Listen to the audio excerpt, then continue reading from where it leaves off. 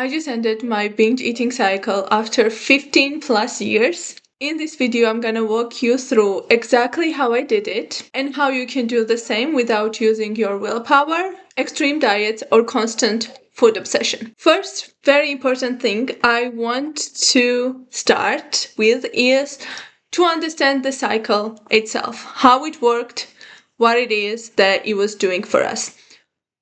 The most important part for me was that I was always binging. I remember myself being on a binge restriction cycle throughout my whole childhood while I was trying to hide the food when I was set on a diet or I was ashamed to eat in front of the people.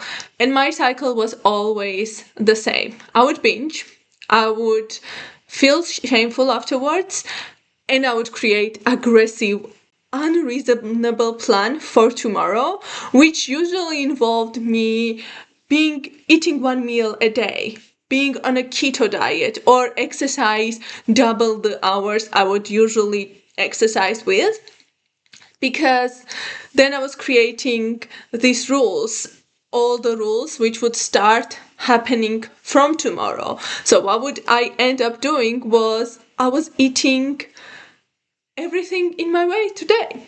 Because the diet was starting tomorrow, I was eating everything for the last time today.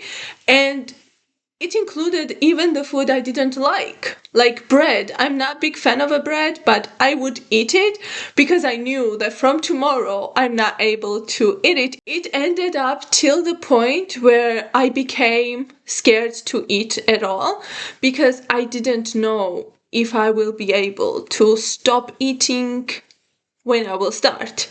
So I started starving myself because of this fear. By the way, if you want this Google Doc or you want to learn more about how to heal binge eating and build the relaxed relationship with the food, you can check out my free community on School. It will be in the description. But let's go to the step 2. Well, step 2 was very interesting because it started with a story, which was me once again hiding and eating ice cream at 3 a.m. I just woke up, I went straight to the kitchen, got ready to have my ice cream because from tomorrow it was not allowed anymore. And while I was eating it, I got this idea that all the diets keep telling me to not eat ice cream, but none of the diet is telling me how I should stop eating. Issue was not the fact that I didn't know I shouldn't have ice cream. Issue was the fact that even though I knew, I just couldn't stop. Like, the moment I would taste the ice cream, I couldn't stop eating it until it was completely gone. So I started questioning my core beliefs, and in my case, it was two main ones. First was, I am the problem because I considered every failed diet, every weight gain, everything that was happening with me and with my weight as a failure to myself. And second was, I need more willpower because people around me could lose weight and I didn't know why I couldn't lose weight. And I thought, maybe I'm the problem. Maybe it's my willpower. I just don't have enough discipline. I just don't have enough willpower. That's why I'm not capable of doing so. The next thing that came to me was I was copying people who were constantly on the diet. The biggest issue was that people around me were always on the diet and their weight was fluctuating the same way my weight was changing. And all the advice I was taking were from people who were having weight issues themselves.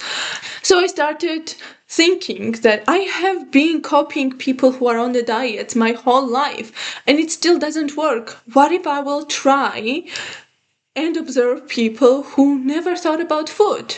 So I started observing people who are naturally relaxed eaters, and by that I mean people who forget to eat throughout the day, people who never think about chocolate when they feel bored or when they want to comfort themselves. And it was such a wild concept for me. I never understood how people can just eat top sprinkle part of the donut and not eat whole donut, because I couldn't stop eating the food once I will taste it.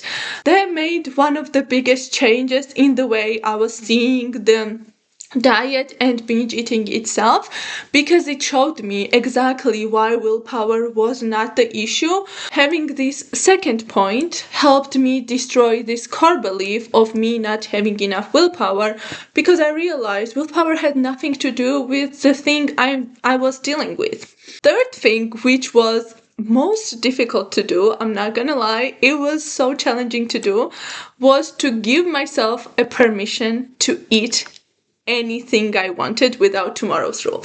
And I know you think that this is what happens every time when you lose control. I know you think that you will lose control and you will be able to eat everything on your way, which is partially true, because first time I gave myself permission without having the plan of tomorrow I will start a diet. Tomorrow I will exercise. After this food, I will go for a run to make sure I burn these calories. When I first really allowed myself to eat anything without restriction and completely took away the restriction as a word from my vocabulary, what happened was I had 5 Snickers bars in a row. I know. I know, right? After those 5 Snickers bars, I couldn't eat any sweets for a month. Not because I was trying to restrict something, but because I was done with sweets. I had so much sugar that I wasn't craving sweets for a month. And all the other food that was restricted before, they lost the sparkle. They didn't taste as good anymore. They just became regular, boring food. And I stopped having desire to eat more. It was a very unique experience, which I don't really know how to explain if you will not experience it. Next biggest step I did was to identify what food was doing for me emotionally. Because if we are completely honest with ourselves, binge eating doesn't come just because we are eating more every single day. We are eating more because we are fulfilling some type of need we have with food, because nothing else fulfills that need for us. I was very safe and comfortable around food. Those two were my biggest things. And the third was stress. I was stress eating constantly. Every time I was feeling overwhelmed with stress, I would binge right away, like in a second. I had to find out what were the things that food was doing me and then replace it with something else, step by step. So every time I wanted comfort, instead of going for food and comforting myself, I made a list of things that brings me joy, brings me comfort, and I would do one of those things from the list. I did it for every single emotion that I was using food for. And even though it was not a short process, I will be honest, it was not a short process. It was definitely worth it. I think we already discussed these topics on how I started meeting my needs with other ways by creating just a list of things. It was basically pen and paper. I wrote down all the things that brings me joy, all the things that brings me comfort.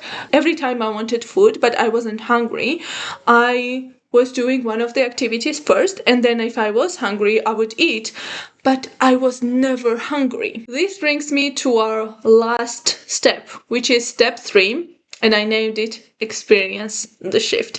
I know, fancy, right? Experience the shift. What happened while I made these changes on the step 2? I changed my strategy. I didn't do it same time. I know we all get this desire to do all of those things together because it will bring us faster progress.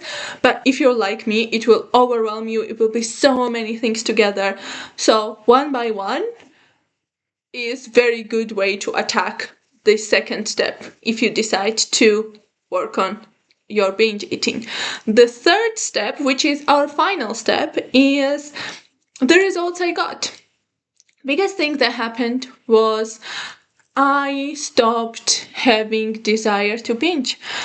It has been mind-blowing information for me because I used to binge several times a day, at least 4-5 times a day, and my binges became so frequent that I would binge sometimes every day during the exam period. When I created a new strategy for myself, the biggest relief I felt when my binges stopped. Second biggest thing was that I could eat anything without the automatic response of I should eat it right now. I should finish this food right now because it tasted different. It wasn't as delicious anymore. It took away the scarcity of food, this desire to shove everything in my mouth and feel extremely full to the point where I couldn't even stand up from the chair. It was gone. The next thing that happened was food stopped being main topic in my head all day.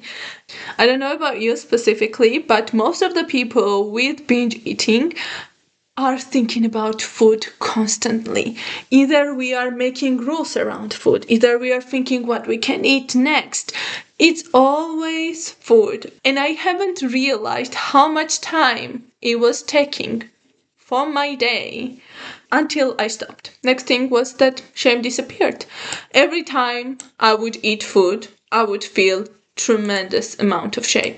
I would create this chain of thoughts in my brain, starting from shame and ending me hating myself because I couldn't say no to food. And how it happened was that I took away the restriction, so binge loop, in which I was constantly in, disappeared. And shame itself disappeared with the loop.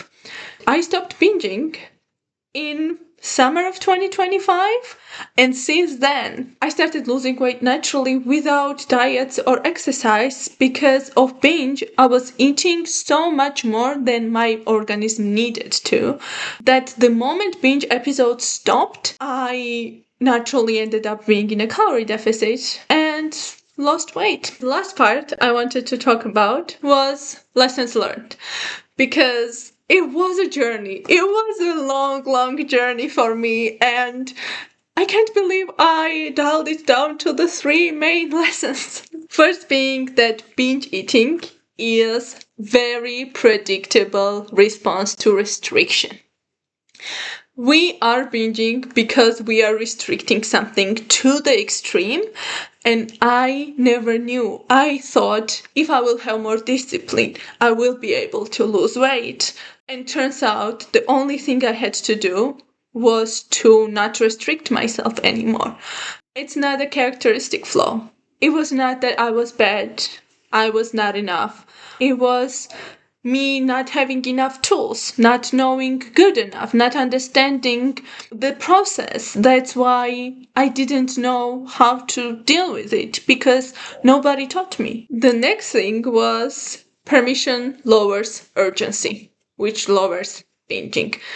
I wanted to make it a separate topic because under permission, I would like you to include full permission, because we think that we have permission to eat anything we want today because we are starting diet tomorrow.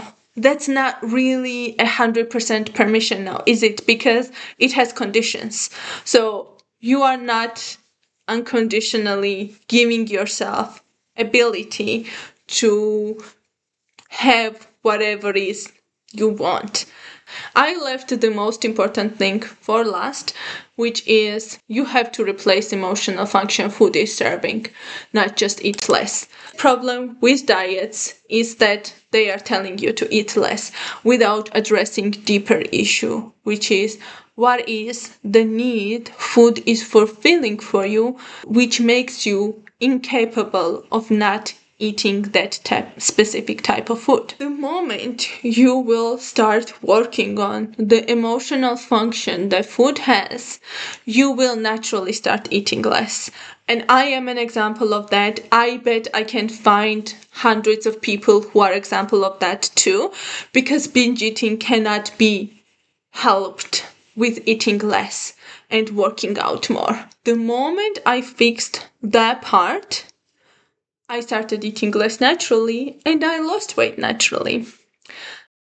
This is all I had for you today. I hope it was interesting and informational.